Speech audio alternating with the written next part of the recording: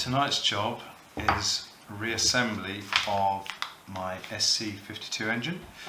It suffered a rather catastrophic failure when the crank pin snapped off the back of the crank at idle while I was waiting to fly the other Saturday.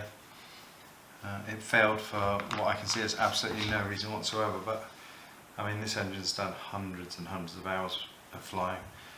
This is probably the third set of bearings that have been in it that I've changed over time, so it's getting old.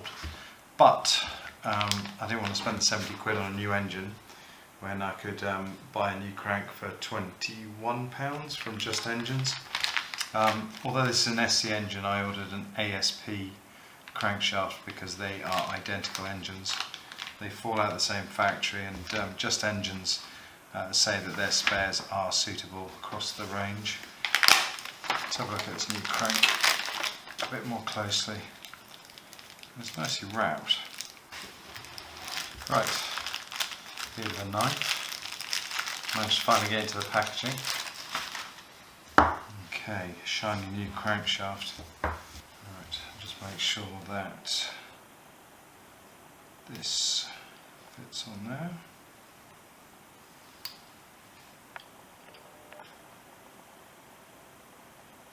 It's quite tight. There we go. Start with the crank pin, the crankshaft, which just drops straight in.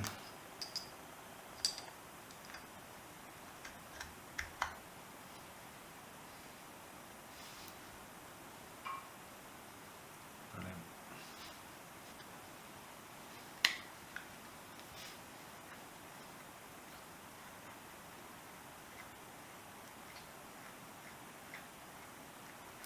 Bearings sound alright, which is good. The next step is the piston, and the way it came apart was the side of the gudgeon pin circlip faces the back of the engine, and that drops in, and you have to kind of wiggle it until you can get that, hopefully, to drop over the pin.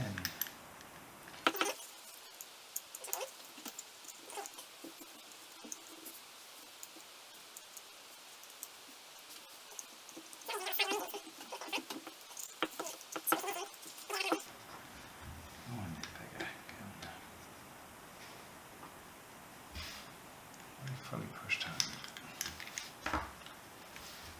Nah, that'll be right. So there's your first lesson. Make sure the crankshaft is fully pushed home. Otherwise, you'll be pissing in the wind.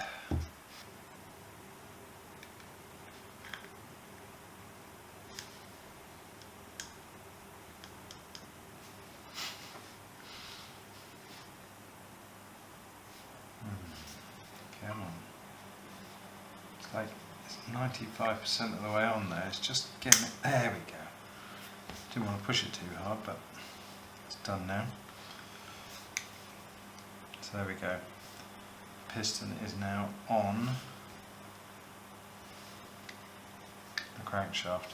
So I was a bit surprised that was as difficult as it was to get on there. But effectively you need the piston at top dead centre and just basically push it on there. It takes just a little bit of force, and I was worried about damaging the bronze bushing on there, but it doesn't seem to have damaged it. However, I have tried to take it off again just to see how easy that was, and it is having none of it. So I'm guessing it probably needs a bit of a run just to bed things in and loosen it up. As I say, I don't normally have that much of a stiff issue with it, unless of course the crank isn't quite fully pushed forward, but I think it is. It seemed to snap in place quite well. So yeah, don't know, time will tell. Next time I have to change the bearings, we'll find out. Anyway, ramble over. That wasn't as smooth as I'd hope it would be. The next part of the job is to put the cylinder liner in. And there's a little pin at the back of the cylinder there, which lines up with a little hole, like a notch cut in the liner, and that should just drop over. Honestly, I can't believe what a faff that was to get on. I mean, I've dismantled loads of these engines and never had that sort of issue getting the conrod back onto the crank pin. So I can only assume it's because it's new. I've really never had that issue before. Anyway, enough of me making excuses for my incompetence. With the cylinder liner pushed back in, that effectively allows the piston to run smoothly up and down in the bore, which it is doing. So the next job is to get the cylinder head on, which is this one. It has a little cut out at the back there, which is a hangover from the old OS days, but it does tell you that the head goes that way because it sort of locks, or should lock, into a bigger pin on the old original OS engines.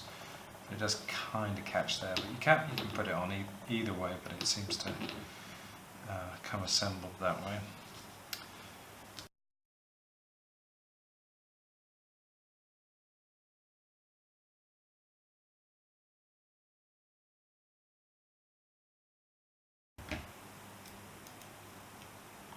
Okay, with the head bolts, just lightly torque it down, sort of finger tight. You don't want to overstress them. They're not under huge amounts of pressure. It's only a tiny little engine. Next, we've got the thrust washer. We've got the driver. Washer. We've got the nut. Now, one of the problems when the engine let go, the conrod, I think, mashed up the back of this plate. Slightly. So I'm just going to get some wet and dry and just quickly rub that flat, because there's a couple of sort of sharpish burrs in there where it's dug in, and then we'll put that back on. I think I'll just take the sharp bits out.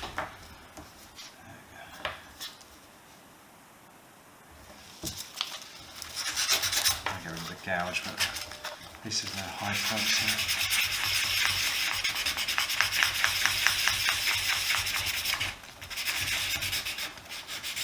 You wobbling about over.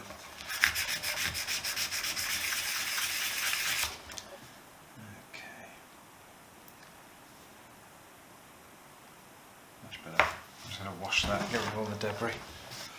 Right, that's that cleaned up. Before I put that back plate on, I'm going to put some oil in here.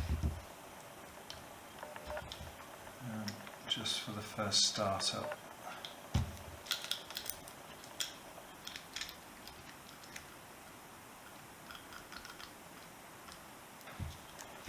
Now the back plate has a recess in it, and that goes to the top, and that clears the piston as it comes down the bore.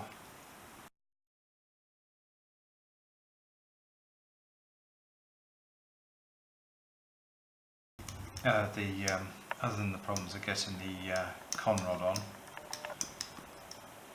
and that I think is just due to the crankshaft being brand new and tight and sharp on the corners. That's a very, very straightforward job.